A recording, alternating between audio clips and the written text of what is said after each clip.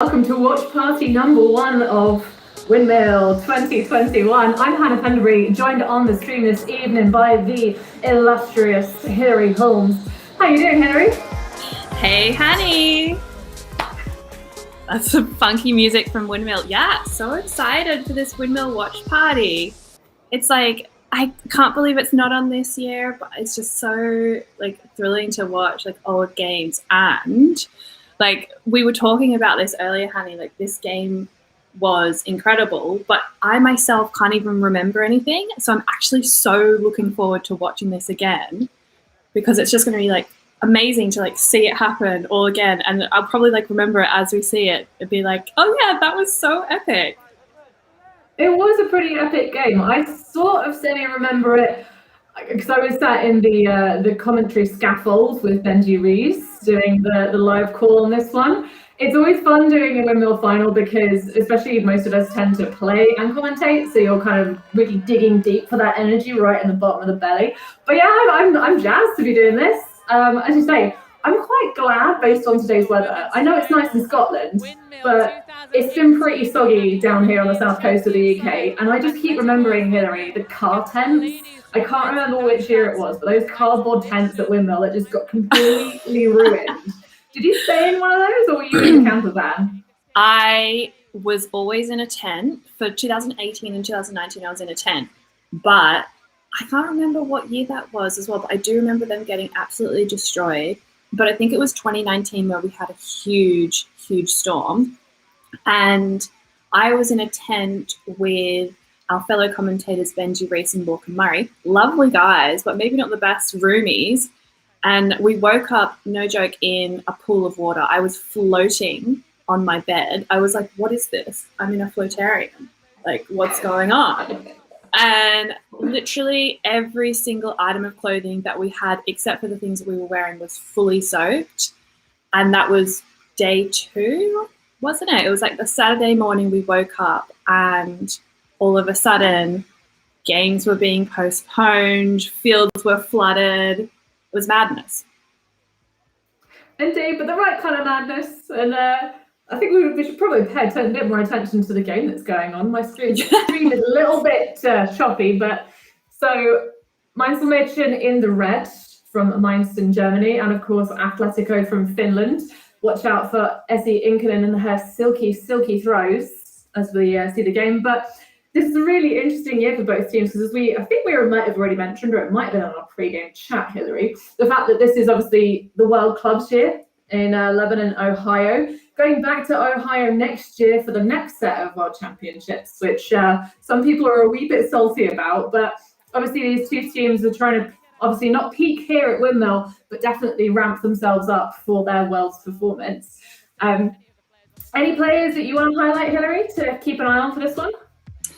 That's a good point, Hanny. I do remember some like fierce handlers, but I can't remember the names off the top of my head. So give me a second. Once I get the rosters in, I'll let you know.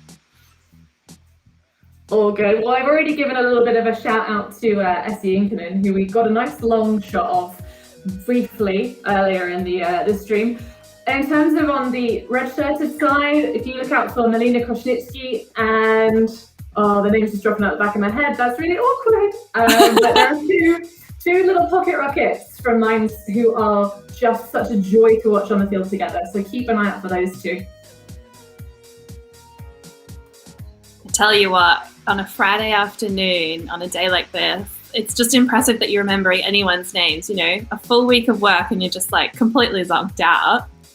Well, as I say, you know, normally by the end of a tournament, we're pretty gassed anyway because we work very hard. We're hard professional ladies. Those may have noticed we're still in our work attire. Slightly maybe, did we match before we got on the call, Hilary, or were we just wearing similar things by accident? I think we just vibed. We just knew that like this was happening and like all of a sudden we were on it and we were like, hey, look at us. Which is too good. Yeah. So a mid-cube throw there from Atletico. And that's one of their big receivers going down. Yeah, taking a little bit of a tumble on that back of the hamstring. It's so tough, like in these games, particularly in the finals, you're so exhausted, right? You've played all weekend and this is your final game that you've got to put everything out into. And it is often the case that like one of the best players on your team gets injured in like the first few points. Have you noticed that as like an occurring theme? Like sometimes I see that and you're just like, it's almost like just your body is like, nah, I can't do this anymore. Like, give me a break. I know it's the finals, but I'm done. It definitely does happen. I mean, I've one of my good friends from university. She was in the warm up for nationals her first year. She put her leg down, and she got that kind of horrific gunshot noise that happens only when you absolutely annihilate your Achilles in one swift move. Oh. So, I mean, it was fine because if you do pop your Achilles in one fell swoop, then it doesn't hurt too bad because the attendant just goes, nope, I'm out of here, I'm gone. I'm physically shaking. I cannot deal with that type of injury. No. Yeah, it's a big old no from Hilary. But have you picked up any injuries in your time?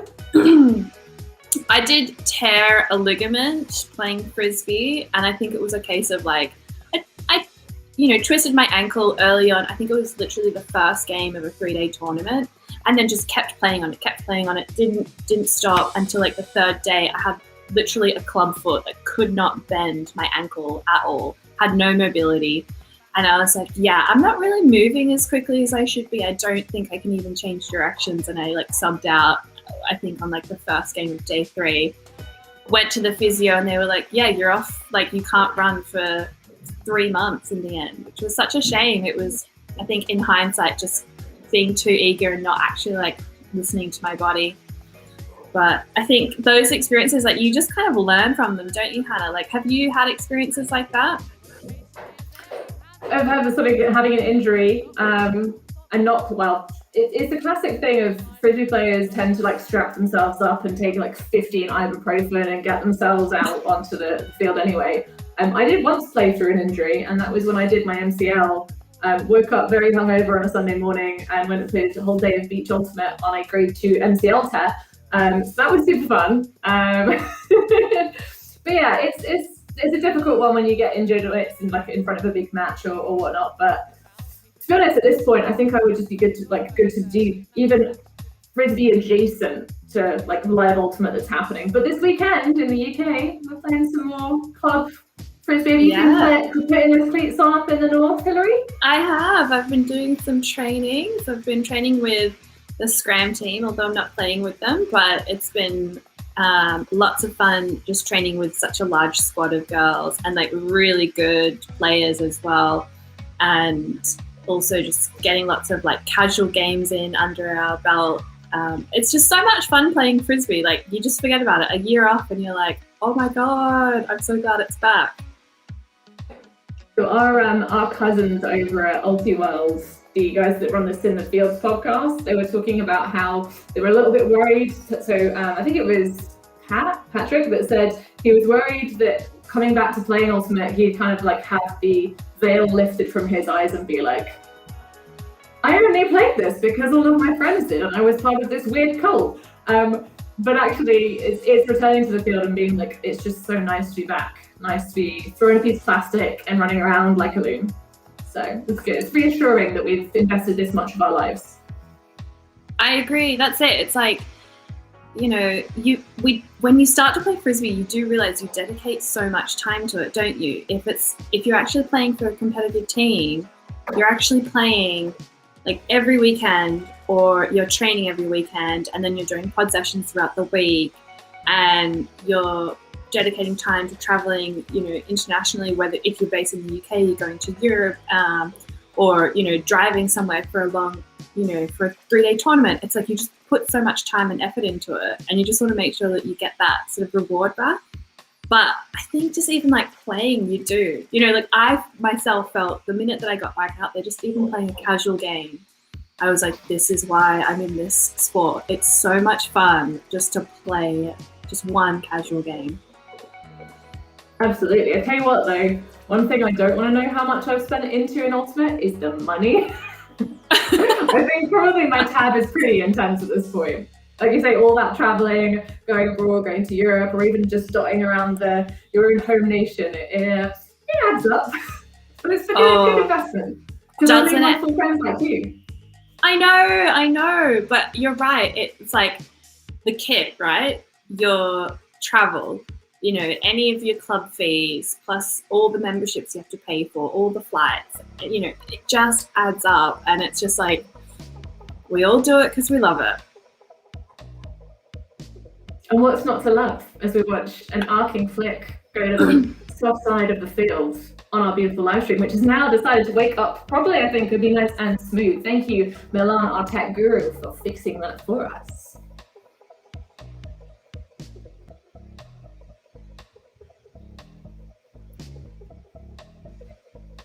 So we join the action, focusing in. There we go, the SE Inkinen, the iconic talismanic handler of Finland.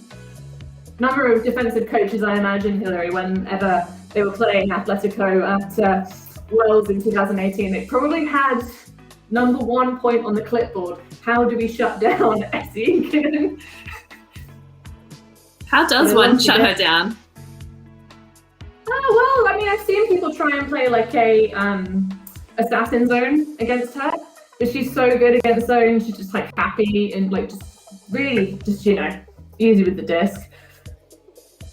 But they do have some other pretty good players. I think that's Olga, that's the very tall, lofty one there, number 78 going up. Bit good deep pressure. And Kat Rantanen there, the number 4, behind the pack, trying to pick up some trash.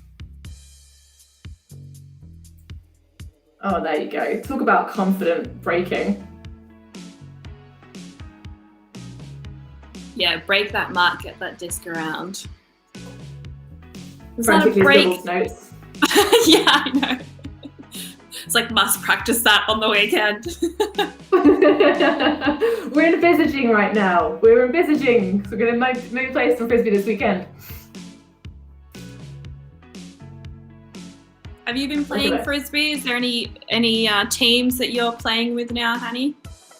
So I will be playing in the Open Division for the Cup League. I am actually club captain down in Southampton this season, having been nominated by my lovely club mates at our AGM, our online AGM last year. So playing some Southampton City Ultimate, which as a Portsmouth girl, it's a bit saucy. There's a big rivalry between those two cities down here on the south. Yeah, how do your former teammates take that?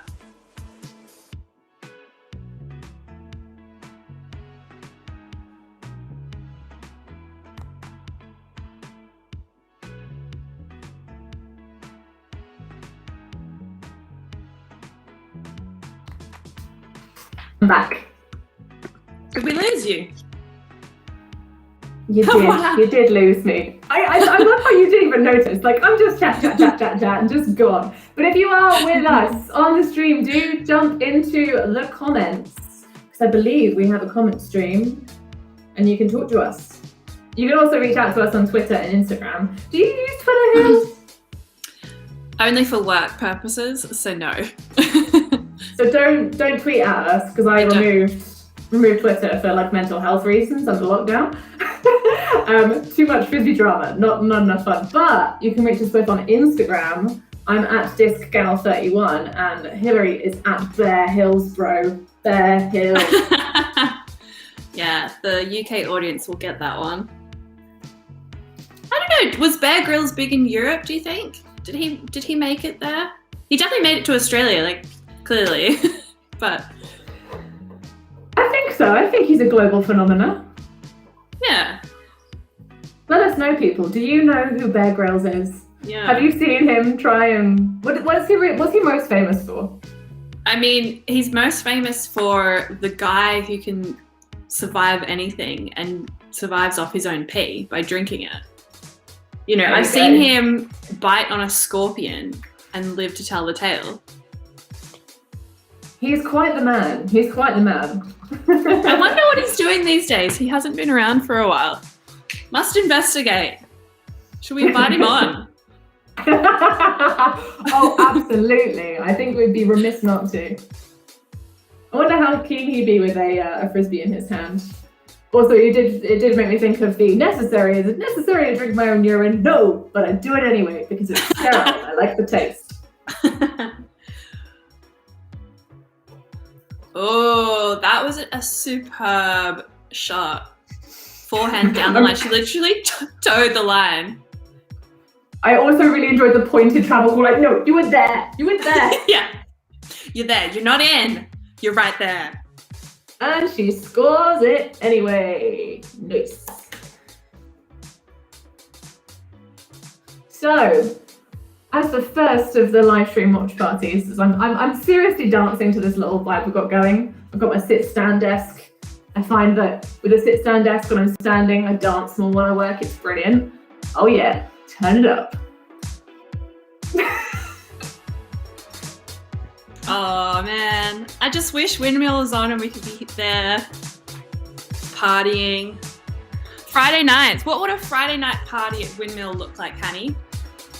I think a Friday night party at Windmill for you and me, Hilary, would be us mooching around the staff area, the volunteer area, which if you ever want to volunteer at a tournament, Windmill is number one.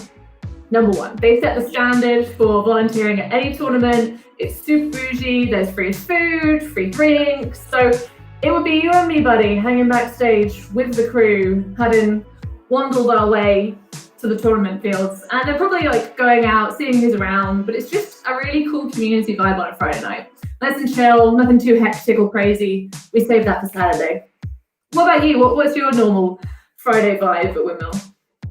Yeah, I definitely feel like Windmill for me was like catching up with the entire crew that you don't see all year. You know, it's almost like the beginning of the frisbee season for like Europe and traveling and those big tournaments. And you know, you're getting to catch up with like all your friends who you haven't seen in months, and you're like, this is so exciting. So yeah, like as you say, like we'd be in that staff area just like pumping the beers, chats. So good. That was a really cool defensive tactic. I don't know if you were watching, but Mainzelmädchen, I think this is the first time they went out on zone in this game. Yeah, that's going to become a theme. See Ransom in there trying to go up for the big bid. A nice cover, just tap down. No frisbee, down you go.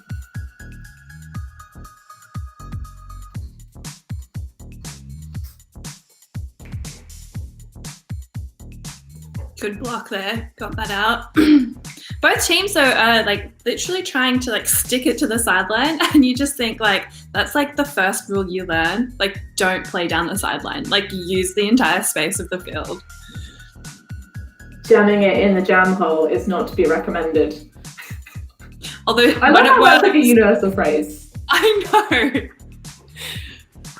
But when it works, honestly, it works, and you're just like, it's fine. Like, all I need is like a little disc space for you to like pop into, and you catch that disc.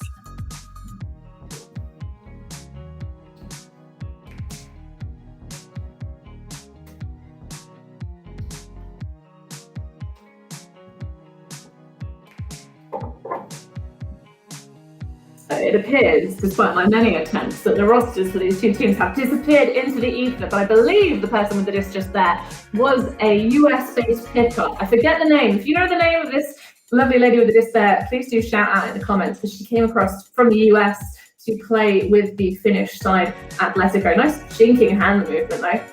Fancy footwork. Bet she brought that on a dance floor.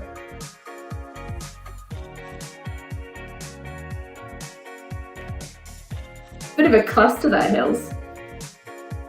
Yeah, a little bit busy, but they still managed to get it out.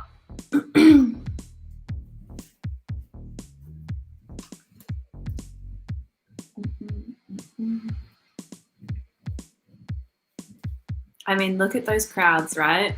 Like, this is what Windmill is so fun for.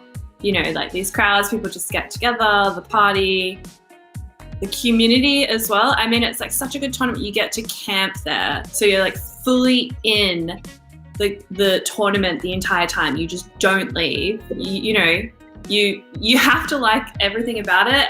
And like, I suppose anything can happen. Like a huge storm can hit on Friday night and you can get completely flooded and your entire tent becomes a pool.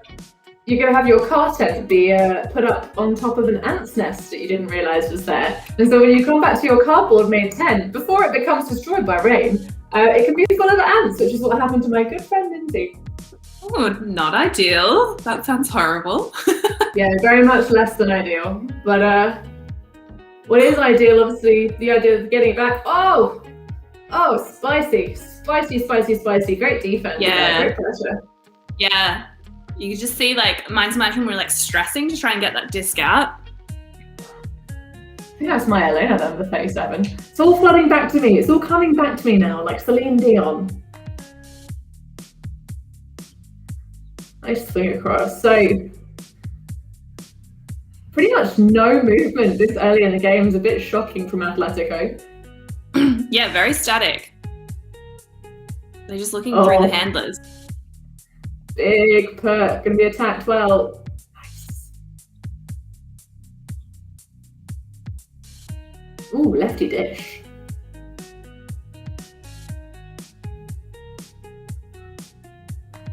And with the break. I mean, Mainzelmädchen making this look really hard right now. They're just looking for that tiny little pocket, that little wedge. Ooh, like a little slice of lime in your drink.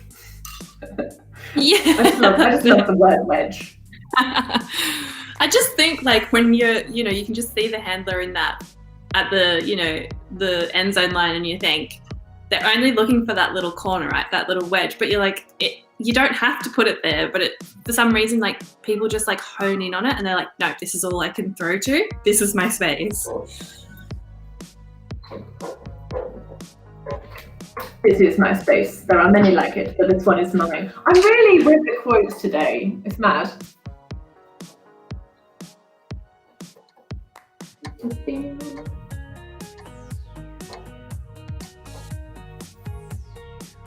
So we still be clicking. We still be trying to find some rosters for you.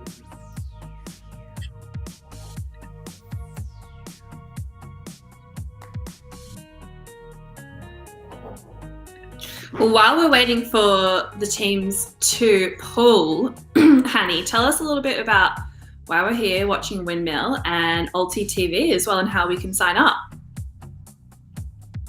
So obviously the reason why we're watching Windmill is because this would have been the Windmill weekend had it not been for the vid. I have had one vaccination against the vid. Hilary, have you had any vaccinations against the vid? Mine is in 2 weeks. I'm so excited, guys. Get your vaccinations. But also, get your memberships for ULTI League and make more ultimate coverage happen. As per our little banner at the bottom there, the whole point of ULTI League is to try and create a new structure within the European scene initially. But yeah, it's this weekend is specifically all about bringing love from Windmill, bringing a bit of that vibe back to life.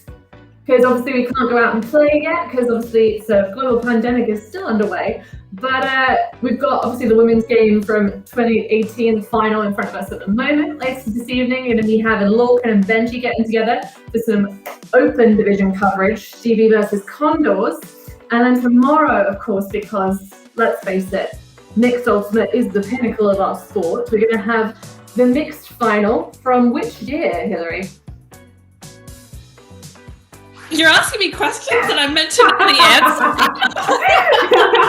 I caught you. It's the 2018 finals as well. So it'll be Hulmes versus Salasville, which watching that game back is going to be super exciting because we had the Latvians versus the Dutch, all these young players, big throws, big grabs, spice everywhere, all over the field, just churning out nutmeg, cinnamon, whatever you want.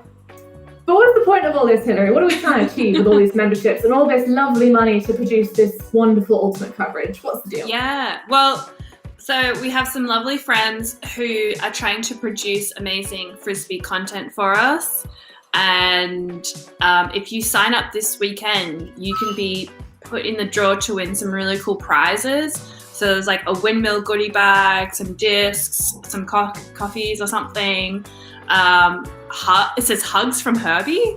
I mean, what if say like, here's a question.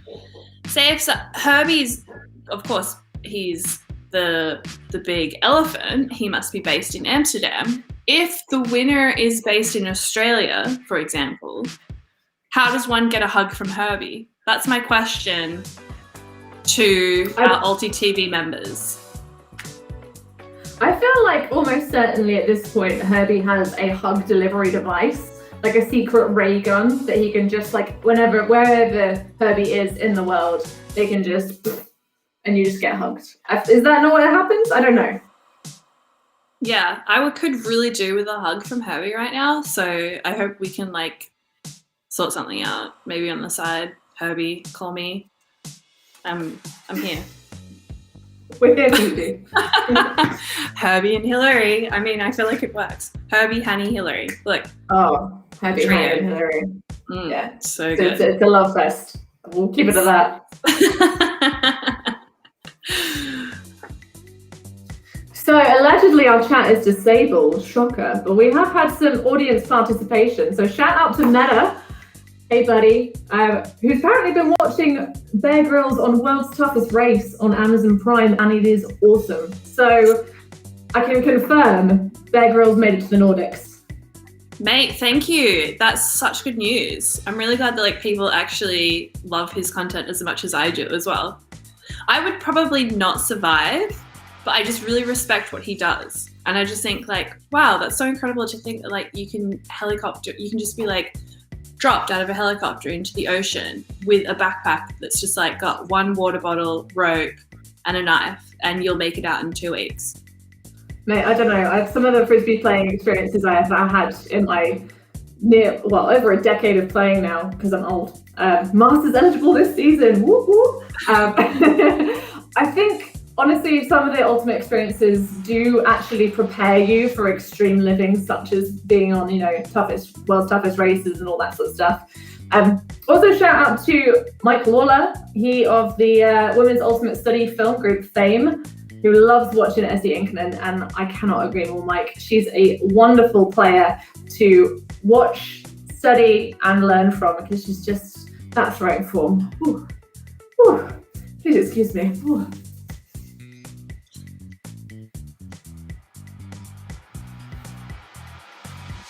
I think I'm too excited. How are you feeling over there? You vibing with this? Me being super weird? Yeah, it's I'm loving Friday. it. I'm digging it. Hey, like it's Friday. Honestly, let me just give you a rundown of like the 10 minutes before I actually joined the stream. I was still furiously typing away, tippa on my keyboard, trying to get out like final emails. That's the work-life hustle that you've got to do when you're working from home, because things don't stop anymore. You just got to go. So I was like, I've got to get out. I've got to get onto this stream. I want to watch some frisbee, get a drink. I want to hang out. I want to party like I'm in Windmill. All the feelings are flooding back to me as well. I'm just like getting like a little emotional. Like, isn't it sad? Because we haven't seen each other, honey, for over a year in person. And for some of our other ULTI.TV members, even longer. Yeah, I miss you, boo. I miss you too. When we're out to see each other, it's going to be like, I don't know. I don't know what I'm going to do first. I might cry. I'll probably hug you. Like, who knows? But it's going to be glorious. You know that for sure. Defo.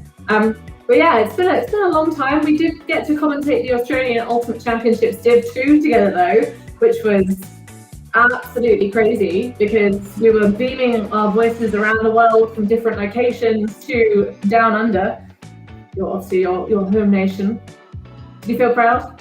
Yeah, that was fun. That was also in my hometown, which was like just a whirlwind of, I was like, oh, this is where I used to play. I know this field by like the back of my hand. Like I know each speck of grass, honey. That's how well I know that field. I was like, I know that. Were you the groundskeeper at that field site, perchance, like lovingly just fondling every single blade? Pretty much. I went through and was like, this field is not aligned. Like, let's just redo it. Let's go. Come on, guys. I was there. I was the overseeing person. I was be like, I want straight lines. How many meters is that end zone? 100 by 37 for the pitch. That's the right dimensions, right? I haven't lined out a pitch in years, thankfully. Although I do remember having to line one out in tape at Worlds in Ohio when we had the thunderstorm. So that was super fun. And ripping it up for that soccer game, woof. Crazy times. But into in there with the frisbee in the hands. Oh, nice low break. That was stunning, that throw. But a really impressive block. Just came out of nowhere. I thought that was on. Bit sneak. Oh! I'm remembering. I'm having a little memory there. So number 7 is everyone's favourite Swedish player, I believe, coming across. I'm trying to remember her name. She looks a lot like my friend Elsa, who's also a very good at frisbee Swedish female athlete. Oh gosh. Do you know the name of who I'm thinking of, Hilary? Number 7 for Atletico. Get a good look. At some point, obviously not now. But I'm like, not right now. She played for the Eurostars tour. I'm really scraping the back of my brain because we ain't got our rosters. But I squeezed there from Mainzelmädchen. Going in front. That might be Kosnitsky actually. They're trying to know. Too tall to be Melina. I'm going to look these guys up on Facebook. That will help. Yeah, do a little Facebook stalking, see what you get. Stalky stalk. Stalking is not endorsed by ULTI.TV or either of us. Yeah, comment if you find the rosters. You'll get a prize. I'm sure Milan will send you a prize if you find the rosters. Honey's brain is too tired to remember. Oh, that's a real wide pivot. I like that. Oh, they're stuck in the end zone. This is fun. Well, it was a pretty windy game, if I recall. Even though the towel drying on this... That's such a classic Windmill move, like drying your stuff that's gotten wet overnight, like in the stadium. I still remember the year that like we had like, well, I say the year, there have been loads of years where people like just shove tents, like open up, try and get them like dry for the flight home. Yeah, I know, because most people leave on the Sunday, which is the last day of Windmill. And so it's like the finals, and then everyone rushes to the airport or they hop in their cars to drive home. I once got in a Uber with a bunch of lads from Ireland, and there was one who was a Northern Irish who was really super lovely and sweet, but the cabbie that we had driving our Uber, I literally got out of that and was like, I almost wanted to like genuflect and touch the ground and to be like, okay, I'm still alive, it's fine, I have my knees. Because that guy was like just this much space between him and the car in front at high speed. Not fun, not fun. Don't get an Uber in Amsterdam, that's my one hot tip. Cycle, much safer.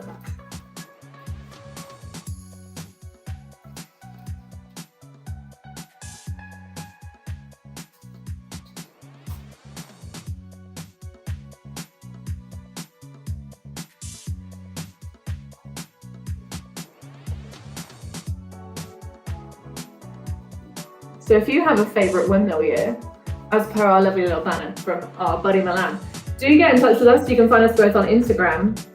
It's my phone, plugged in, so I know if people are talking to me. Hilary, what's your handle? On Instagram. You're like, yes, Hilary, of course. Like, what else would it be? No, what's your handle on life right now? How are you? What's my handle on OnlyFans? You asked. I'm not on OnlyFans, guys. What type of content would I produce if I was on OnlyFans? Food porn! Definitely food porn. like someone would have to be making the food for me to take photographs or like films of it. Yeah. Find me on Instagram at Bear Hills. It's like Bear Grylls, but with hills. With a Z. We are professional ladies with a Z. Professional. Professionals. Z.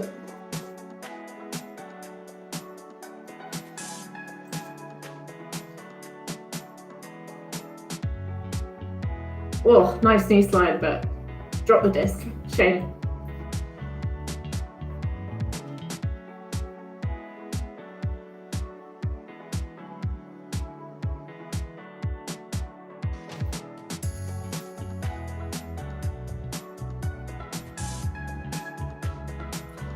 It's only occurred to me now because I was thinking about how the discs are so angled, and I was like, why are they always putting up like sliced forehands? And it's like so windy, so it's just like coming out that way.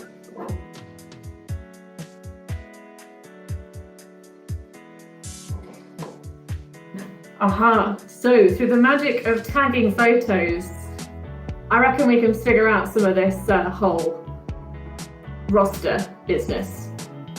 It's very exciting. So we're bringing some names. So also, shout out again to Meta on the live stream, watching, sending us messages through Instagrams.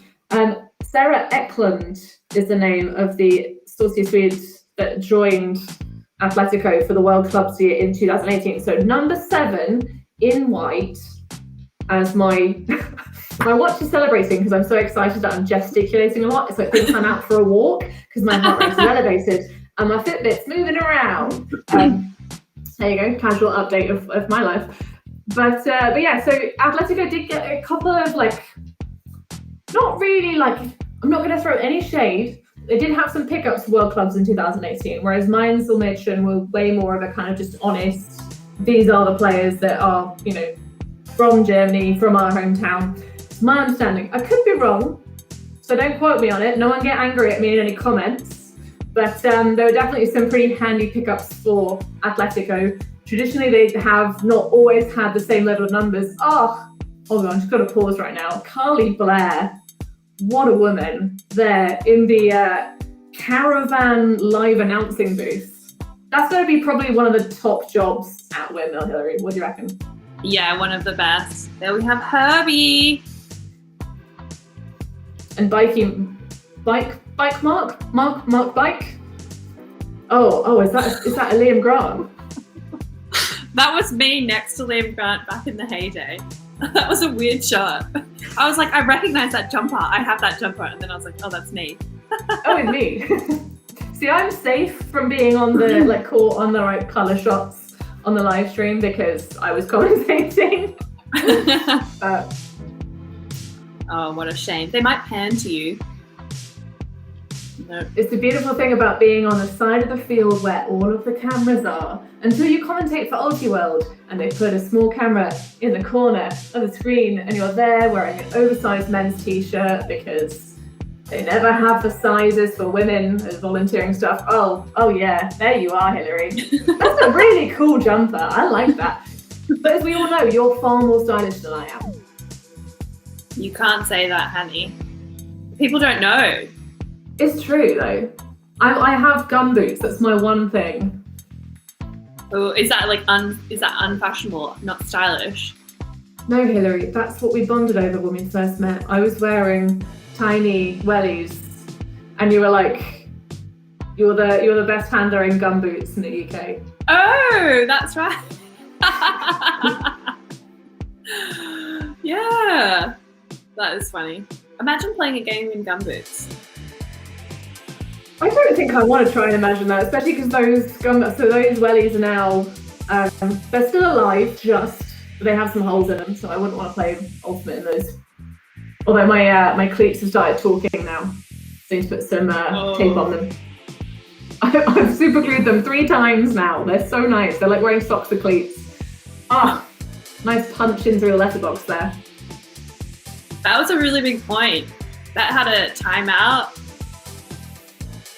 And like just such a long point as well. I think Is that a break point, Hanny? I'm not necessarily keeping track.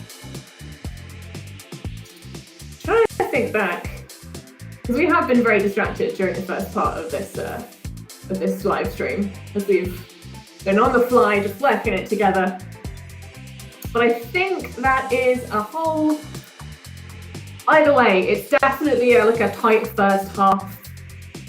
I remember that for sure. Not that I'm trying to give the game away with the score. Oh man, I can't help myself but just like watching some frizz, background music, time out before half time. So I think half is at 7 in these games, because it's 15 cap at Windmill, I believe. Yeah, that rings a bell. Like those proper frisbee games that you play, they're like full-time regulation, like 15-point caps and everything.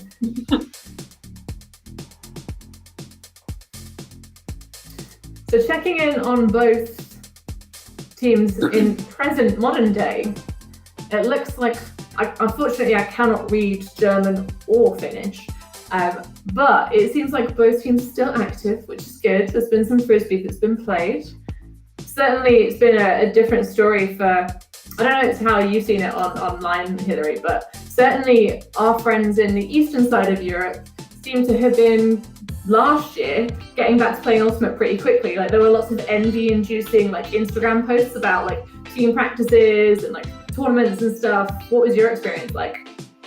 I mean, if you listen to any of the other podcasts, the one that Ravi Vasudevan does and Liam Grant, I mean, they're always talking about like European frisbee is happening, and I'm like, why is this allowed? And it's very jealous inducing. You're like, oh, I just want to get out there and play. But we were lucky. I mean, we were finally allowed here in Scotland to start playing, I think, a month ago, 6 weeks ago.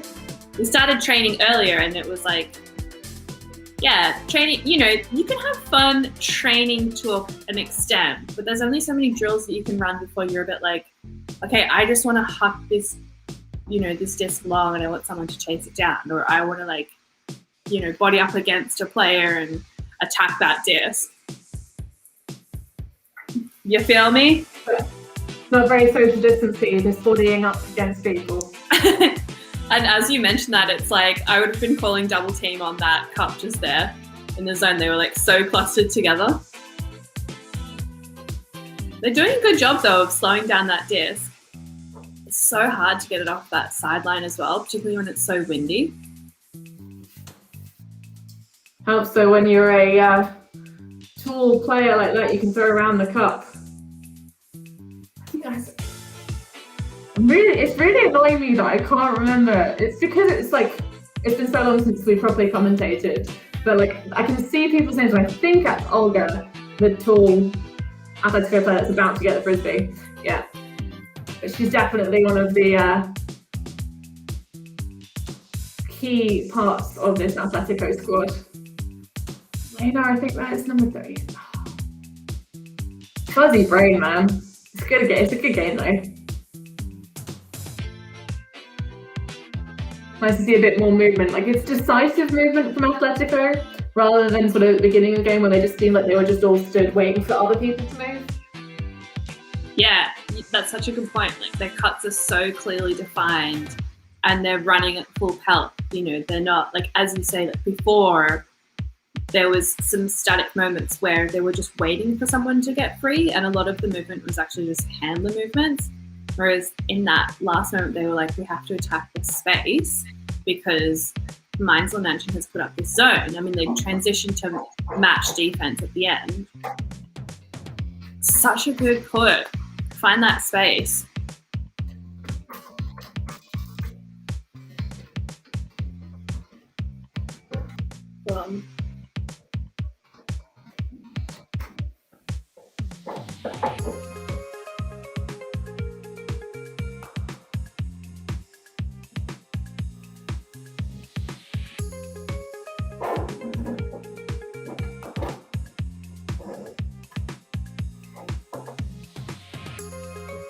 So it's a shame I can't share pictures of this live stream because we've been trying to do some little bit of stalking to put some names to numbers here for these lovely athletes from both sides.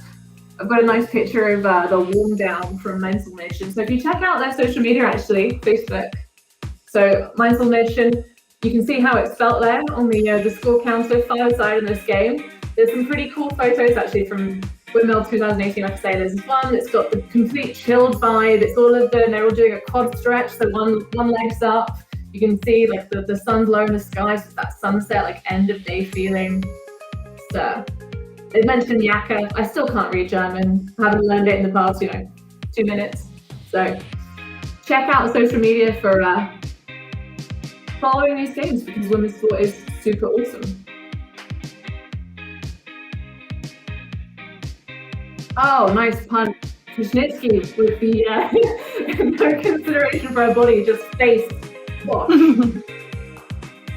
That was some good D from Atletico, but Mainzelmädchen just managed to just keep settled. There was a big lofty pass, and you could just see it from the wind. It just picked up. When you release that disc, and it's just instantly the wind just picks it up into its airflow, and it just rises above the player. And they got a Hail Mary rescue from one of their players who caught it, and then just passed it comfortably amongst themselves, waiting for that moment to come, not trying to rush it. That's the thing. Don't try and rush it, and you can just find that space.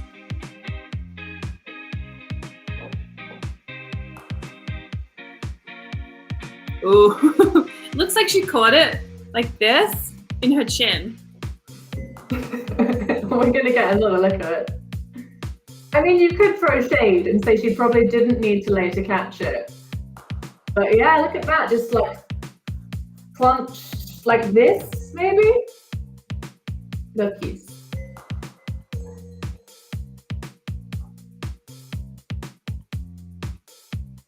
So interesting, someone must have called a timeout. I'm presuming Atletico, now that they're down a point, do you think they would have called it and just been okay, let's reset? Honestly, did we have timed halves at the Windmill final in 2018? Because it might be we reached a time cap for half time, maybe, because I can see Herbie there gearing up, getting ready, geeing up to. That's a very good point. It feels a bit weird to have a timed half, but it seems like that's actually happening. Yeah. So talk us through what we're about to see, Hannah, just for the crowd at home. So your audio description for the visually impaired, Hilary, wearing a pink tutu, is cycling with a large box on the front of a tricycle.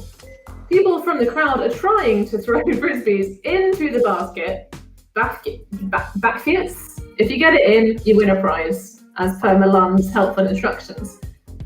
I do really like Herbie's tutu. It's so fetching. It suits him. Him, her, they. It suits them. If in doubt, use names. If it's a handy hint for anyone struggling to use the correct pronouns for their friends and respect each other's identity. If you struggle, just use names. Is my top tip for the day. Great tip. I think that's actually such a good point. And on good points, I just want to remind everyone to go and subscribe to ULTI.TV, become a member, because then you'll get more awesome content, more awesome frisbee videos put together for you. And if you sign up this weekend, you're going to get some awesome prizes, some of which could be anything to do with Windmill, a big hug from Herbie, some sort of goodie bag. Lots of cool things are on offer. So put your name down, get involved, because it's such a good sport to watch and we just want to see more of it. If you don't support, you can't make it happen. Gotta make it happen, because you could end up benefiting. Or your friends could. Or your tiny humans, if you have tiny humans, you teach them to play frisbee. Either way, it's a great idea. Yeah.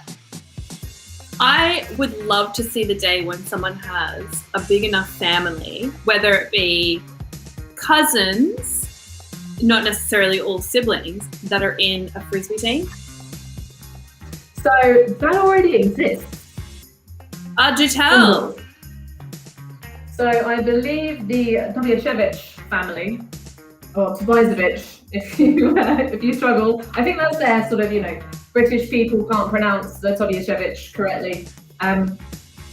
So yeah, Luke, and they were technically it involved partners, married people that married into the family as well. But also update: the player from Mainzelmädchen, who I couldn't name at the beginning of the game, is hold on, just me go there. Kyoko Hasakawa. So that's the other little pocket rocket in red, who you'll see with the disc in hand pretty much all the time on their offense points. Yeah, not quite as known. So there you go. Yeah, she's a killer receiver. I when you asked me like, oh, who to watch out for, I was like, that's who to watch out for, but I couldn't remember her name. I mean, great break throw there, and just unfortunately she couldn't take that one down. But she is so secure normally, and she is one of their most primary receivers. Also, she's phenomenal in defense as well. She's always hustling. Certainly is. Whenever we get roster information from teams, there are some players that always get like the, you know, the creds from their teammates being like, yeah, she works the hardest, she has the most like positivity. Kyoko Hasakawa, super nice.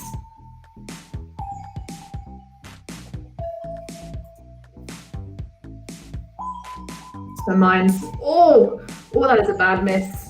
That's the sort of one you watch back with gritted teeth, Hilary, isn't it?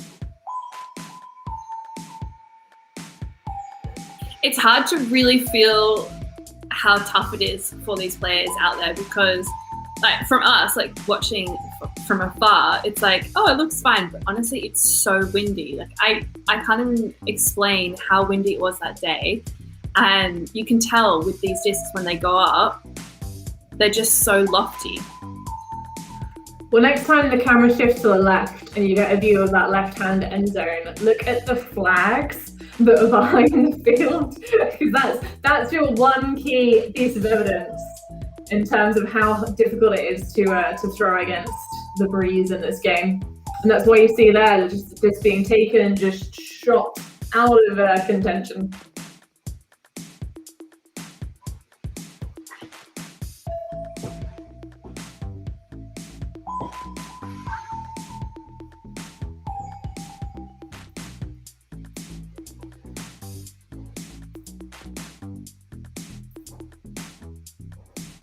Tricky place to come in, you know, like on the sideline, zone.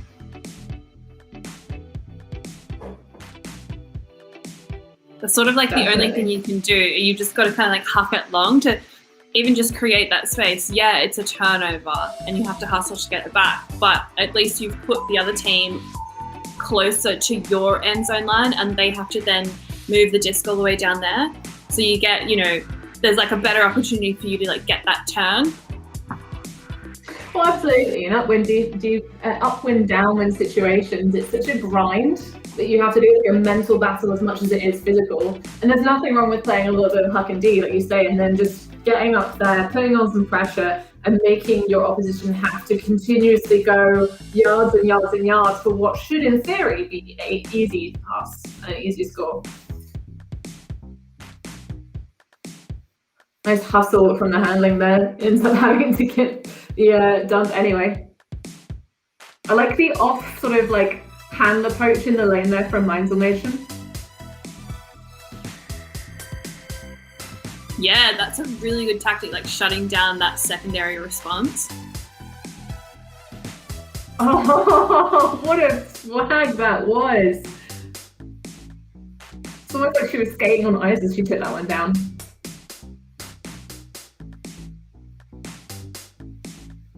I love hand signals, they're the best. Oh, well, I'm warm. Is it humid down there? I can see on the TV that it's howling with rain in London. Well, I'm not in London, thankfully. Who'd want to be there with all those people and all those germs? Oh no. I'm down in Portsmouth. But yeah, it's been pretty pretty nasty, as that injury or collision did look quite unpleasant as I was looking out of my window, not at the screen. We're going to get another look. Oh, just off the cow straight into the undercarriage. But then again, not to be unexpected to get a collision in a game of this intensity and this kind of closeness. Yeah, Hannah, what would you say is the best approach for players on the field when they see, an injury or there's like players down, like in terms of respecting the people who are injured and also just like making sure that everyone around is okay? Like, what's the best sort of protocol? Depends on your team. So when I played for the junior girls team in 2010 in Heilbronn, we actually had spoken about this. So it's something that when I'm playing a very competitive tournament with a serious team, we will chat about it. So basically, it depends on how knowing yourself and knowing how you work. So some people like to not think about it. They like to just, put some headphones in, throw, like if there's a serious injury, the teammate is like really badly injured and might not return to the field and you're kind of getting ambulances involved. Some people just like to be distracted. Other people like to have a little moment, like get together. But I think the number one thing is just don't crowd the people that are on the ground that are trying to actually help. Let medical professionals come in, let the physios and first aiders do their thing, because nothing, like for most people, there's nothing worse than being the person on the ground and having everyone watching you, because then you feel embarrassed as well as in pain. But have a think about it. Talk with your teammates. Yeah, nice grab. Yeah, that was such a big throw as well. Completely towing the line too to get that in. You just see on the replay, it was kind of hard to tell as well with the camera movement, but that disc came across, high release backhand that came across to a player, and then who just dished it out to someone who was like right on the end zone line. I wonder who threw that. Oh, yeah, that's a big high release from Eklund there. She almost used the other defender as a bit of a shield there.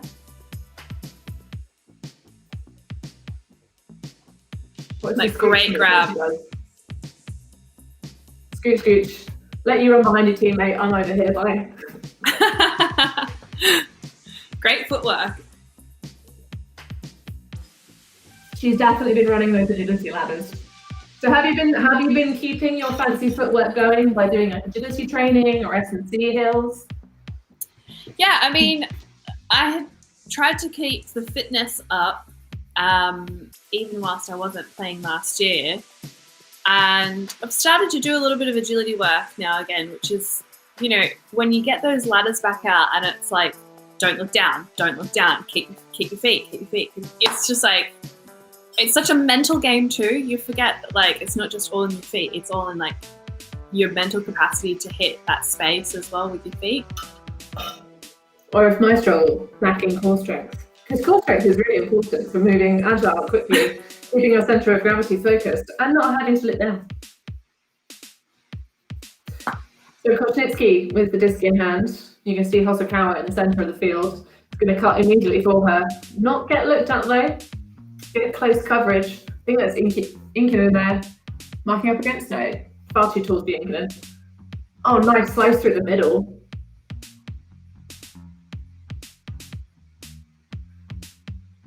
Not the best speed at moving through. Oh, but what a move through that was! That was huge. Foul called though. Oh, that looked. I don't know. It looked like Eklund had a step in front. Let's have a look at that again. I agree. Look at that. Oh, defo. Ooh. Typically under the FBF rule set. It's interesting because it looks like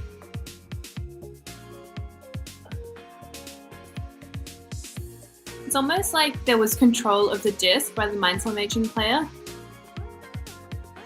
And then it was like stripped out of her hand. Do you see that? Yeah, I take what you're saying. I don't know if you could say she had like a good firm grip. But certainly I think Eklund had a good line. and Kushnitsky had to move into the back of her. So, Hosokawa just making sure. Boom. Incredible. She's back on field and laying out as well.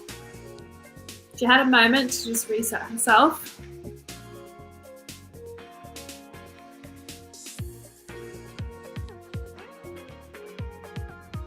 Oh, Hosokawa. So speedy. Kushnitsky getting away from Eklund. Let's make that one happen. Has Hosokawa around. Nice. Can they continue? They do. Chooses not the soft side of the field. Makes that a little bit more difficult than she needed to, didn't she? Oof. That's a rare error you'll see there from Inkinen.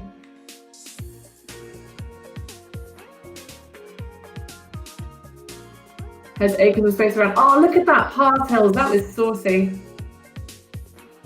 I know, it's passes like that that you're like, I want to be able to do that. It's so fun. See, I can do that, just not consistently, you know, that like flat as a pancake. Oh my goodness. That nearly ended up in a, well, perhaps a trip to A&E. Although they're making sure that that did not come to ground. Nearly went through the goalpost there. I thought she was going to go through it. Yes, Olga Rento, there we go. I knew it was Olga. I found a lovely picture actually from when Atletico, I think, got third place. No, they won, sorry. They won because they beat Iceni in the final of Euros in 2017. So I remember commentating that and having to lie on the floor afterwards for about 10 minutes because I was so excited. I kid you not. Oh, big pressure comes up with the block. Nice. I think that's Hosokawa flying through. This is what I was saying. Like, she's such a good receiver, but she's phenomenal in defense. Like, that's 2 blocks that she's done. True powerhouse and a rolly bladey flicky to an attempt at hitting Kushnitsky. Look at that spirit. What a babe. That's good. Yeah, it was hard to tell. It was. I even myself was questioning watching this. Oh, that's so hard to tell.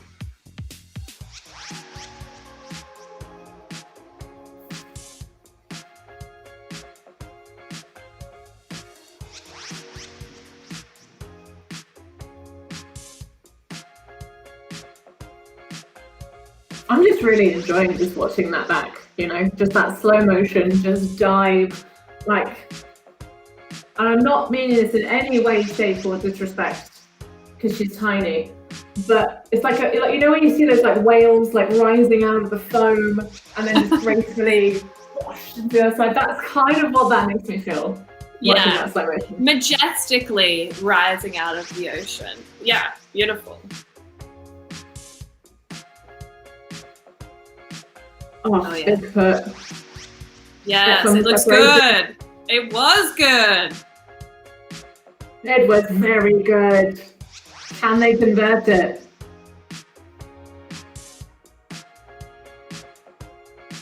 Incan having a look, having a think about it. Has a dump available, tight positioning. Gets the around just.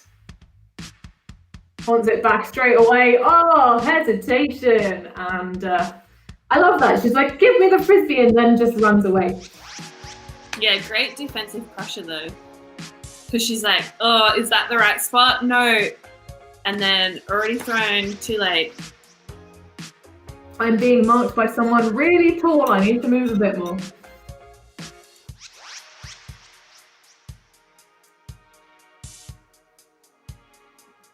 Oh, nice little poster.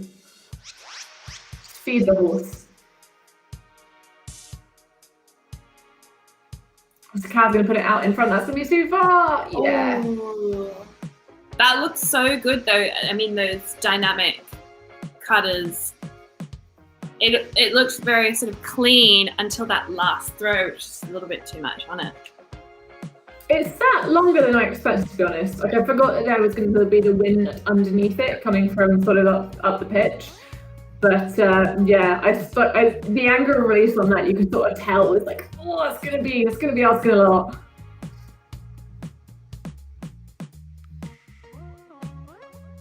No deep shots available for the power position, but a nice tumble there. Teddy bear roll, trying to keep it alive.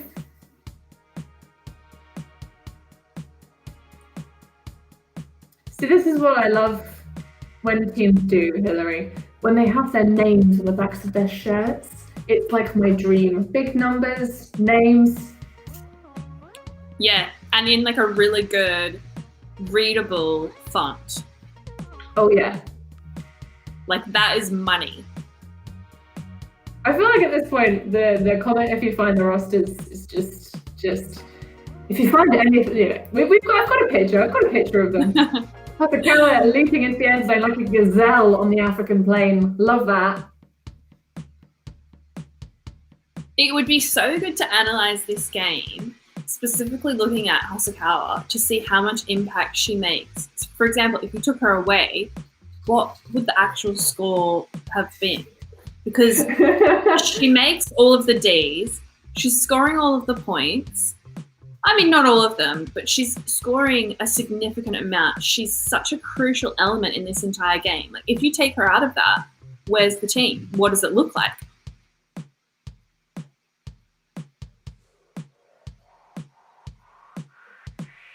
Kind of just like thinking on it, being like, I'm not sure. I'm thinking back. So in terms of if you eliminated Hosokawa from the Mainzelmädchen roster, the thing is she plays such an anchoring role. So I think it would be difficult, but I don't think it would completely lead the ship adrift. So like she is a really key part of things. She's a key part of their leadership. I think she might have been spirit captain or captain at Wells in 2018, but they have some pretty baller other players that, you know, yes, they do get maybe missed off of the household name list because of players like Krasnitsky and Hosokawa, but they're pretty solid outfit. Sort of, you know, you've got a lot of depth, which is why they managed to actually reach the final of Windmill. But yeah, it's an interesting thought experiment. Say if you take her out and what happens to Mainzelmädchen. But then again, she is obviously quite a mature player. She's got loads of caps for the German women's side. So who knows? We could yet see in the years to come a Mainzelmädchen without Hosokawa. Because, I mean, it's one of the things that I'm really hoping a lot more women return to playing Ultimate after the break. I know some female players have decided that they want to have some babies, as we've all had no season to have to play and think about. There's been quite a few sneaky Ultimate babies that have come through. So hopefully they will flood back to the pitches in the same way that awesome athletes, like in the women's tennis, have been coming back and playing postnatal. Because it takes it out of you. Definitely takes it out of you, making an entire human being. I'm sure it does. I mean, my goodness, like, yeah, it's incredible when mothers are playing, and it's just like, I'm so impressed by their stamina and just their ability to like just stay so athletic as well. Amazing. This is looking like good movement through what was originally a zone, but I think they would have switched to match defense at this point. Well, they do seem to have melted. Oh, if Rento had continued that cut, I reckon that would have been money straight away for that first pass. Good discipline, but Ikenin going up the line. And that brings us to 7. So that's Galaxy point, right? Well, they've already had, have they not already done half, or was that considered a timeout Herbie run?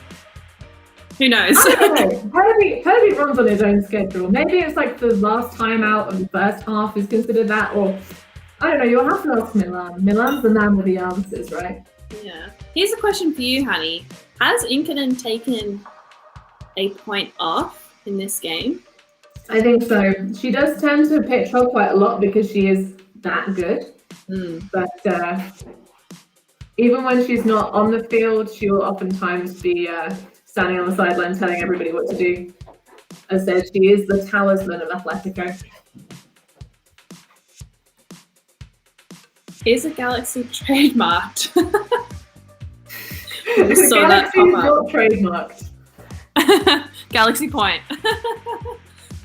Defo Galaxy Point. Invented by the infamous Stefan Rapazzo.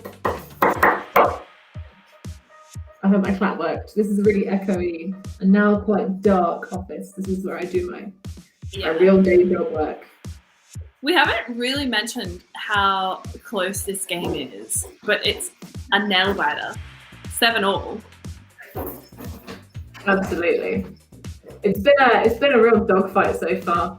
We've probably not gotten as excited as we should be if we weren't so distracted by the fact of all these different moving parts and bits and pieces as to how many like just delicious stees have gone on.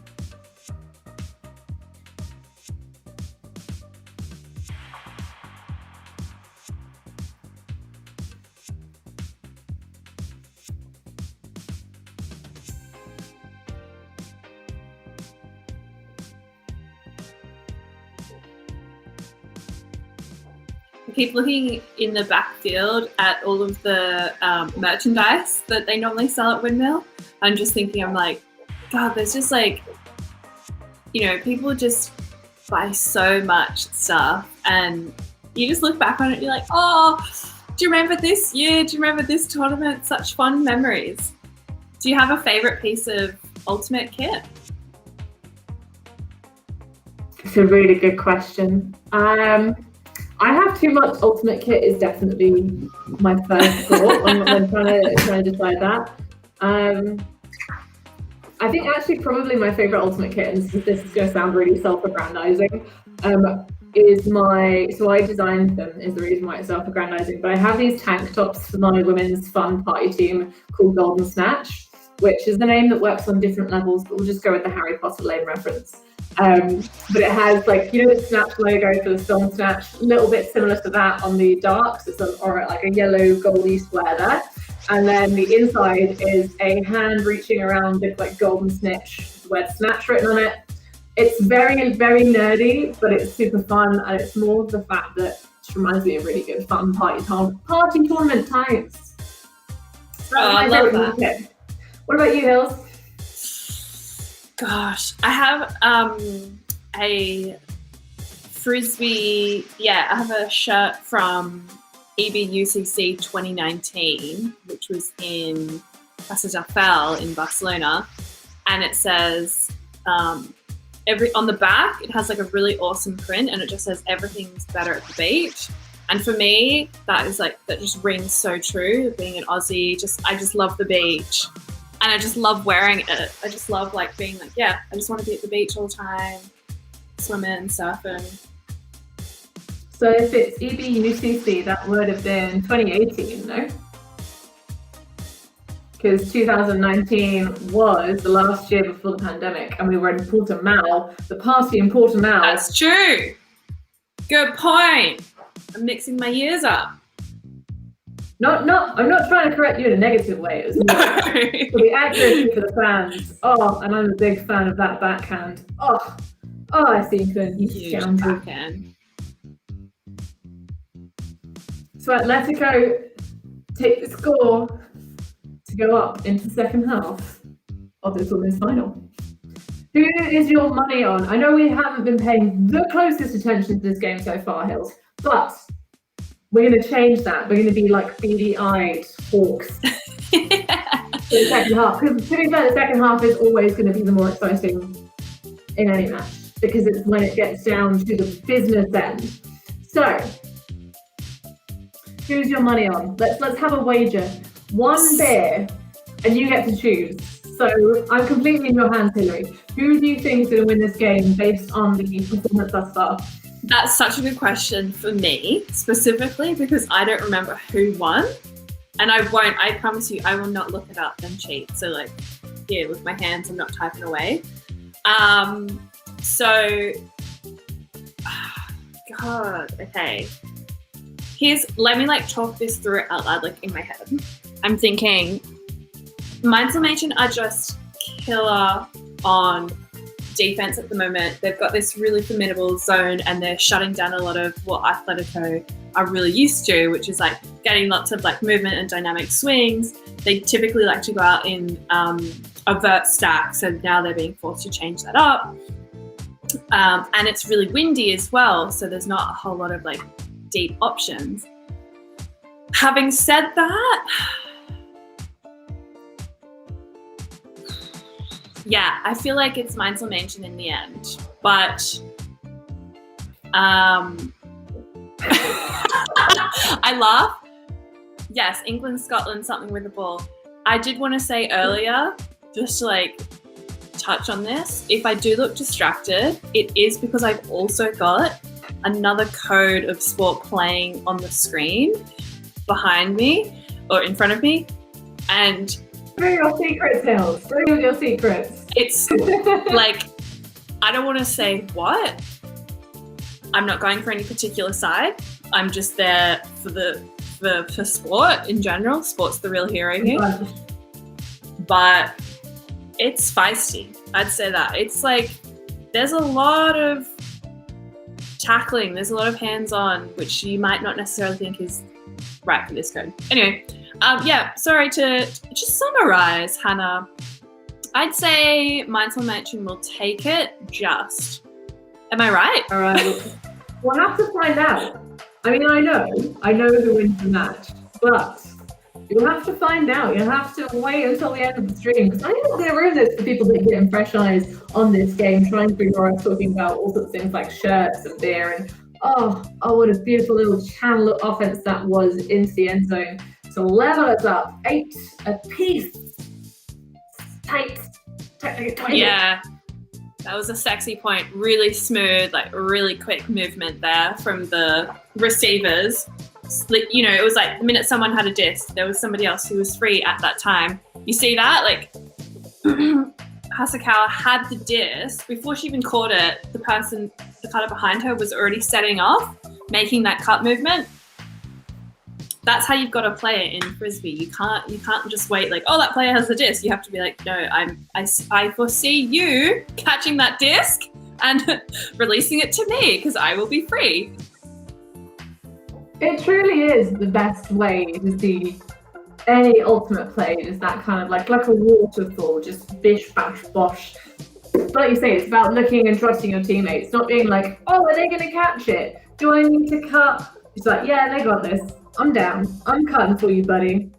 But it's a difficult skill to drill, because also trying to figure out if that assessment, that calculation of when are they going to catch it, what sort of angle are they in, what position are they in, where are they in the field. There's so much going on when you're playing that is it any wonder, is it any surprise that there's a super high crossover between people that play Ultimate and people that are in professional, highly educated jobs that involve a lot of the old grey matter.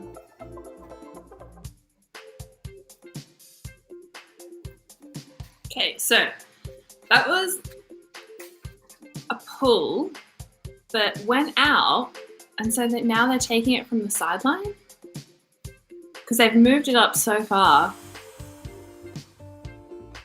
Yep, that's the difficult thing about putting in a windy game. As we've already mentioned, wind is coming from the right to the left on the screen for this live stream.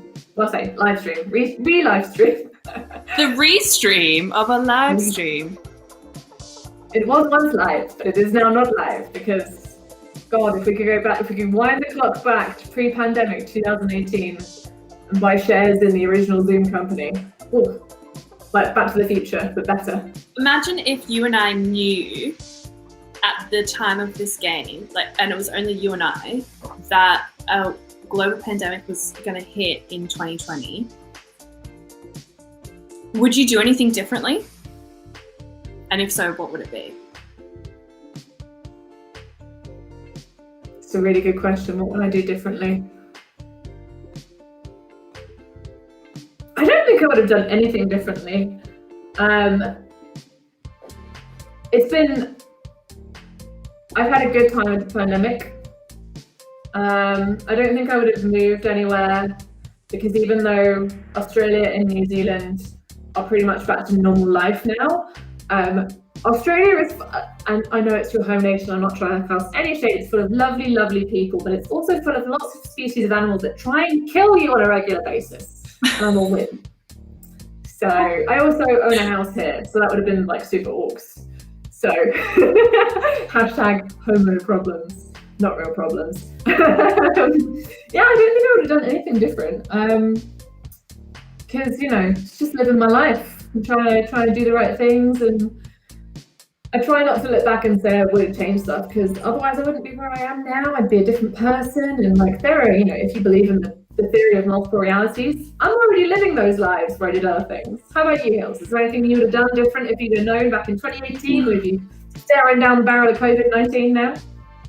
I might have just played a few more Frisbee games, might have just gotten a few more under my belt, just to like keep it familiar and you know, keep the Frisbee levels high, because then we had just over a year off Frisbee, so you know, we were starving for it at the end of it. That's true, but I played all of the Frisbee I could before the pandemic anyway. At university there was a straight unbroken run of 20-something weekends in a row. It might have been nearly 30. But I took the weekend off the mixed nationals at university, and I sat in my kitchen on a chair Saturday morning being like, what do you do with your weekends when you don't play Frisbee? Yeah, because that's a moment where you're like, oh, all my friends are Frisbee players and they're all playing at the moment. Oh, that was a massive blot from Hosokawa. Right up in the mixer. Yes. Oh. Was that a drop? Oh, she dropped it. What a babe. No, but what a babe though. That was epic. Spirit. Yeah, totally. Oh, tea break. Yeah. That makes a lot of sense. Tea break. I'm down I with like that. Yeah. Well, it's because you're obviously, if you say the words timeout and you're on the sideline, people might get confused, they might get upset. It's like if your name is Nick and you play Frisbee, get a nickname. Shade. Well, how many times have you been playing an ultimate match, Hilary, and someone whose name sounds like Pick someone calls them from the sideline and someone goes, wait, what, Pick? Yeah. Just come on, guys. Hello, I'm here. And you're like, no. That's why you say, guys, we should have a tea break. Things are getting a little bit, you know, clustered. So, you know, you get your tea break. Exactly. Guys. I love how they're... There you go. Yeah. Oh, I was like, tea break, am I right? But speaking of tea break, after our tea break now, after this game, we've got another epic one. It's the men's 2019 finals, GB vs Condors.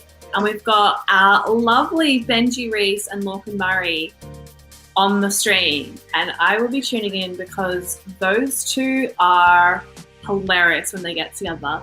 But specifically when Lorcan has just a wee bit more alcohol than normal, because he kind of runs on like a fairly consistent alcoholic level. He's just gas. He's great. You're not wrong. You're not wrong. And they're great. They're a great pairing because Benji will often bring Lorcan down from the Zeppelin full of gaseous material that he just rides around in. But you said before we jumped on the stream, Hills, that my openings are good, but they are not a piece on Lorcan. But well, you know.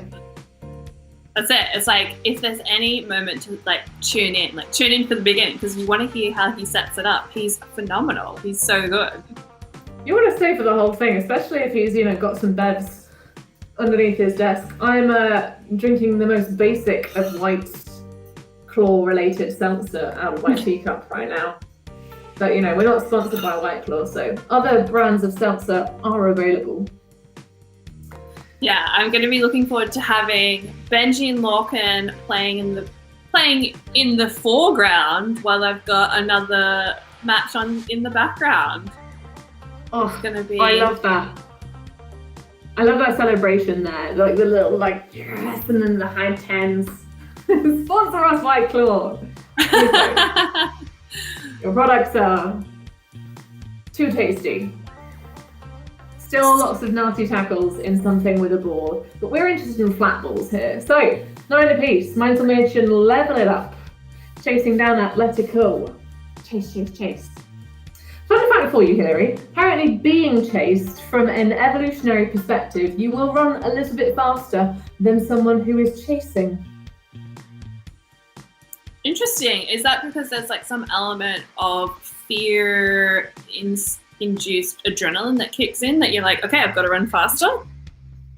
Yeah, your survival instincts produce more potent hormones than your hunting instincts. Fun facts. Very interesting. And at the moment, well, in terms of being chased, these two are pretty much taking turns in either role. But nice pinning from Mainzelmädchen, this zone nice and flat. Keeping the handlers just moving it back and forth for lots of passes. It's windy. Will one of them make an error at some point soon? Eklund available in space near side. Acres of space. I don't want to call it a cup, but like this 3-3-1 zone that they're doing, the defenders who are marking the handlers are doing a really good job of slowing down those secondary passes down to receivers and just forcing those like back and forths. It looks like an arrowhead to me. Yeah, it's almost junky and cuppy on the sideline. Yeah, that's classic arrowhead. It's the first zone I ever learned to play actually back at uni. I like the team of the front point working together and kind of flattening out towards that sideline. Smart zone defense. Don't just play the structure because of the name. Yeah. Be interesting. I would love when we have the budget, because people are going to buy memberships to ULTI.TV and support broadcasting of this amazing sport. I love when we have the budget to do proper stats that like have a counter of like the number of passes that this Mainzelmädchen zone is making Atletico run through right now, because they are well into the double figures.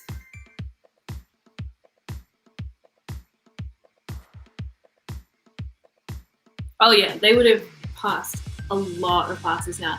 It's so interesting once you start to think about the statistics of throwing as an offensive team against a zone and how your chances of conversion significantly diminish for every pass that is thrown. Some smart, coaches have worked it out as they look at the stats of for every pass thrown, there's now an 80% chance that, if they throw 25 passes, there's a 90% chance that they're going to turn it over soon. But in this instance, Atletico looks really confident.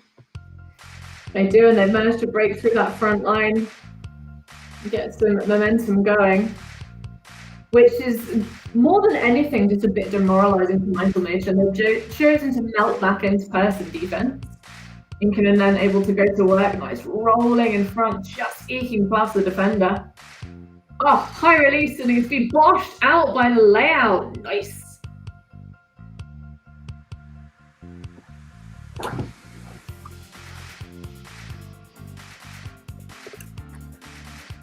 But yeah, in terms of the mathematics behind the probability of completing passes, I would wonder who's done the work on that one, and if perhaps Mike Lawler, who might still be with us on the stream.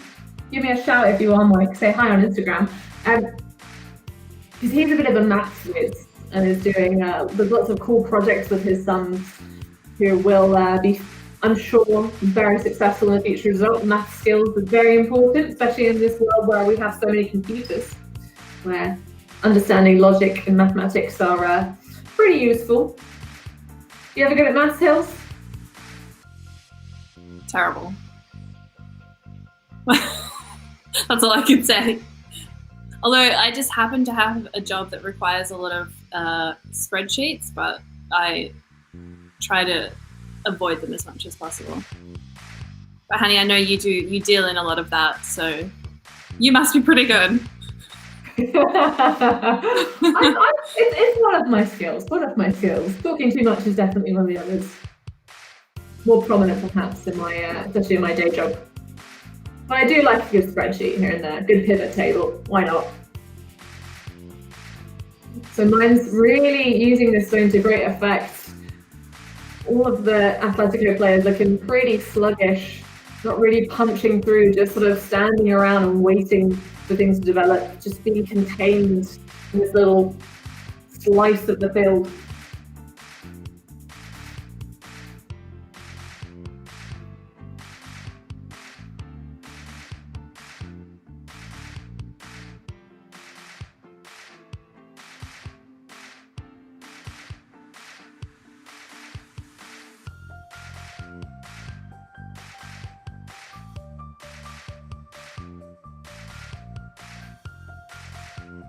Oh, and there eventually we do get the error, just a slightly errant pass too close to the sideline, having to rely on some fancy footwork to keep it in. And Mainz will have a super short field going into the win. Can they get the break to put themselves in front, Hills? I'd be delighted if they do, because I'm going to owe you a beer if they win. I know, I'm like somewhat hoping they do. No, they do. Oh, and Hosokawa punching through like a bullet train. We just got a little sneaky sneak from someone. Was that Lorcan? No, that's got to be Milan. That was Milan. That wasn't a green. Oh no, that wasn't. Who? That was Lorcan. It's just an That was empty chair. the infamous chair. I'm looking forward to seeing Lorcan sat in that chair. It's going to be Oh yeah. It's so I big. hope the camera's tilted up a little bit higher though. Yeah, that's going to be too much crop shot for us. It's too much. Hills, I owe you a beer. That was a spicy way to just punch through into the end zone. Mainzelmädchen getting themselves a gold medal back in 2018. It's been a delight to watch that game and chat some frisbee with you, chat life with you, chat a little bit of COVID. Can't wait till we're all fully vaxxed and we can get back to playing Ultimate. What do you reckon in terms of the European Championship finals at the end of the year, Hills? Hey, Hanny, look at this photo that you were mentioning earlier. Indeed. If you check out the social medias of both sides, there are loads of happy, smiley memories. You can see Hosokawa and Koshitsky, yes, at the front there with the Windmill trophy, the two powerhouse players we were talking about, and all their wonderful teammates behind them. Smiles all round, and what a beautiful elephant trophy that is. Gilded. Beautiful, stunning. Oh, look at that. What a beautiful team. That's so nice. Yeah. I also quite dig the shirts, you know. They're really different. Yeah. Well, Hanny, it's been so lovely to chat to you this evening. And for everyone watching, you know, join up to get more ULTI.TV content. Like, we want to be able to deliver you games live so that you can watch them in real time. And we can only do that with your help. So everyone join in, share with your friends, get amongst it, share it amongst the Frisbee community, because we all want to see the Frisbee that's around, but we can't do it without everyone else's support. So get involved. And Hanny, I'm holding out for that beer in person. I'm gonna make you get me one at some point. Sometime, like the next tournament, we can hopefully meet up. Oh, absolutely, Hilary. Well, I mean, maybe, I think I still have some Windmill tokens from years past, so maybe I'll buy you a beer next time we're at Windmill, but I'll also buy you a beer next time we see each other in person, which hopefully won't be too long. I'm just so excited for the return of Ultimate, the return of competitive play, and massive thanks to everyone in part of the medical community. I mean, obviously that includes Frisbee players, and we are lucky to have lots of colleagues that work in medicine, but the speed at which the vaccines have come out Remember to, social distance still right now, wash your hands, don't touch your face, do all the right things so that we can get herd immunity sorted, limit the virus, flatten the curve, all that good stuff, and get back to playing Ultimate freely ASAP, because I miss you all. I miss you guys. That's it. Let's do all we can to get back out there into the game that we love. Well, it's been such a pleasure. In the meantime, make sure you stay tuned, obviously, as said, for the next game coming up, Lorcan and Benji covering Condors versus GB, which was such a good game. And then tomorrow is the more exciting day, Hilary. What's happening tomorrow? What can people do to win prizes? Yeah, so tomorrow is super exciting. We've got a 2018 mixed final with Lorcan Murray and El Shat calling in from Australia. So they'll be covering that game. And that is, like, when I say it's a phenomenal game, I literally mean it. And then we've got a live show, which will be super fun, and an after party that's going to be hosted by DJ Tom Styles, which, if you know who he is, you know he's a great DJ. But I think we've actually got a special person on the line who's just going to give us a little flavor for what's up next. Lorcan, are you there? Hey, am I there? Did that work? You're there. You're Hey, here. everybody. How you getting on, girls? This has been fantastic. I thoroughly enjoyed watching this. You're looking a little grainy, but I feel you. You're there. I will accept the looking grainy thing because I think it gives my complexion a nice indecipherableness. It's such a shame, though, because there's something really nice about your beard today, and I really feel like the audience deserves to see it, and it's just not coming through. So if I may just, like, paint a picture, it's like freshly shaven, crisp, trim, it's done. It's for the people. It's the people's beard. I did it for the people, and I hope the people really appreciate it. But at the same time, with this poor graininess, you can't see how uneven everything is, or the fact that I really need to shower. So that's worked out well. That's enough about me. Let's talk about the fantastic game that's coming up next, and this wonderful Windmill Wind-Up Digital Edition that we've got.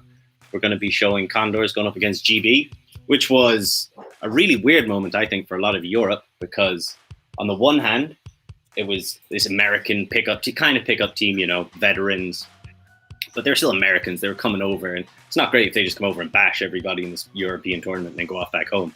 So on that side, people were kind of reluctant to support them, I think. But then on the other side, it was GB. And what are you going to do? Cheer for GB? That doesn't feel right.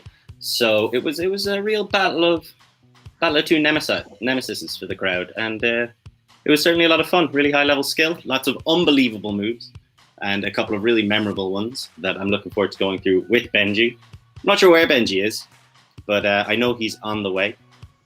So yeah, stick with us. It's going to be fantastic, and as well, there's plenty more coming this weekend. It is always fun when you're spectating a game where it's basically the basis of you cheer for who you dislike less.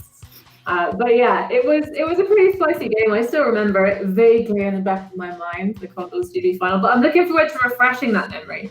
I'm really surprised, though, Logs, that you didn't put in any shade, because you're based in England right now, aren't you? Maybe. So I'm really surprised you didn't put any shade on that, English broadband being like, nah, I just doesn't want to, let your Irish glory shine in its fullness. Oh, not from Cork, Ireland. No, I have plenty of English shade. Nobody needs to worry about that. But I'm gonna save it for the game. I don't want to use it all up right now. I'm gonna, bide my time, get ready, and then launch it at Benji. That's true. So, fun fact, actually, for those that might be uneducated. So, Benji and I are actually the geographically closest of all of our commentary team for this digital edition, Digi Windmill, which I've now just coined, thanks. So, 1 pence for every time it gets used on the live stream hereafter. But yeah, he's literally across the water from me over in ATLETICO. I'm pretty sure that's where he's hanging out right now. So it'd be nice to see his face, even though we're so close, but yet so far, as we all are at the moment. But I was going to ask, Logs, what have you been doing for the past year? Tell us. I don't know. Is it? People tell me it's June and that it's 2021. Time has come into a giant ball of just vague weeks and weekends. But I've done pretty well professionally for the first time in my life, focused on that because there was nothing else to do. I read a bunch. Finally read Slaughterhouse-5 by Kurt Vonnegut, because it was one of those books that, I always claimed I'd read but never had, always meant to get around to, like 1984, or what's that other one? Catcher in the Rye, and it was weird. It was okay. But for the most part, just watching the days drift by, waiting until I can get back out in the world, and then getting psyched up for it, and then not being so psyched up for it. But I've gotten the first of my vaccines, so I'm hoping this will become, if you ask me this in 6 months, it'll be a much more interesting story. What's the first thing you're going to do when you're fully vaccinated? Run shirtless through the streets, screaming, "I've done it." And then just, go into a coffee house, lick someone else in the face, eat something that comes from the deli of a shopping center again, maybe get an ice cream cone, shake someone's hand. I'm just so excited. What about you? What's the first thing you're going to do?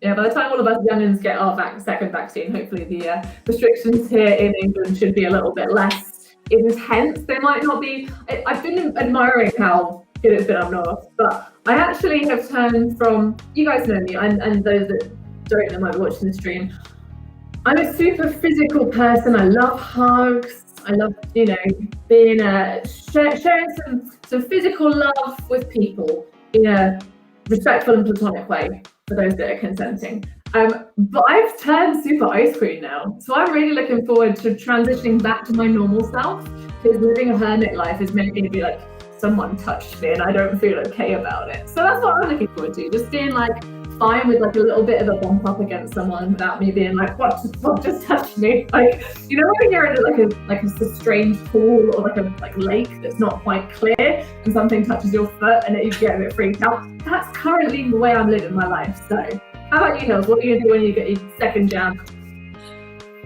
I've already started hugging my friends, so we're already running that risk. When that was allowed, that was huge. That was monumental. But second vaccination will just be, it'll be a bit more freedom. I feel I'll be actually able to travel. I'm not sure if this vaccination passport thing is actually going to happen, but I feel it'll be, at least I'll have that in line. I'll be able to move on. And I'll just celebrate. I'll just be great, because I think we're going to be living with this for the rest of our lives now. We have to adapt. So let's just deal with it. And it just means so much better things for everyone else if we can all get vaccinated, or as many people can get vaccinated as possible. Yeah, get vaccinated so that your friends that can't get vaxxed are safe. That's super important. But whilst Lorcan departs and comes back and does things with his lights, who knows? It's funny, he says he doesn't have audio and yet we can hear everything. We can hear everything that's going on with you, Lorcan. We can hear everything, Lorcan. We got to wrap, but just to leave for myself and Hilary, one of our favourite Windmill memories that we were chatting about before we jumped on a live stream was Lorcan's outfit in the circus windmill. So we're going to see if we can find some pictures, give them to Milan, and get him put on the stream for you guys watching the open final of GB versus Condors. Hilary, take us out. Loved it. It was a stunning moment from Lorcan, and you're up for a stunning game with Lorcan and Benji covering it. Enjoyed all. Thanks, everyone. Good night.